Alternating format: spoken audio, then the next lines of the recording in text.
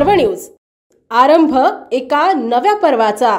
Pune Porsche car अपघाताचे पुरावे गोळा करण्यासाठी पुणे पोलिसांनी कंबर कसली आहे। या अपघातातील आरोपीला कडक शिक्षा व्हावी यासाठी पुणे पोलीस एका पुराव्याची माहिती घेत आहेत। त्यातच आता या अपघाताची घटना AI द्वारे जिवंत करण्यात येणार आहे आणि पुरावे गोळा करण्यासाठी पोलीस एवढ्यावरच थांबले नाहीयेत, तर ज्या पोर्शे गाडीने हा अपघात झाला ती गाडी पोलिसांनी चांगलीच पॅक करून ठेवली आहे।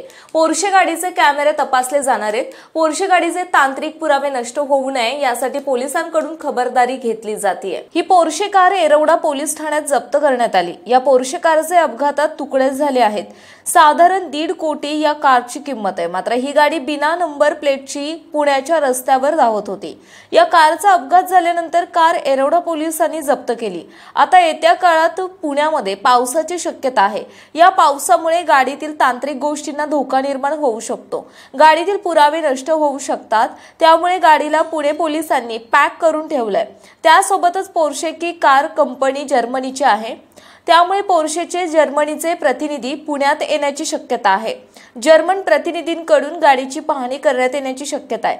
हे प्रतिनिधी पुण्यात येऊन गाडीची माहिती घेतील, गाडीतील तांत्रिक बाबी तपासतील आणि गाडीतील कॅमेरा संदर्भातील माहिती घेणार असल्याची माहिती आहे।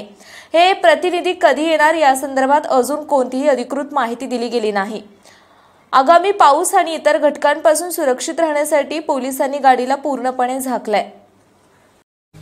पुणे शहरातील आणि जिल्ह्यातील महत्त्वाच्या आणि ताज्या बातम्या पाहण्यासाठी आजच आमच्या आरंभ पर्व न्यूज चॅनलला YouTube वर सबस्क्राइब करा आणि बेल आयकॉन प्रेस करा।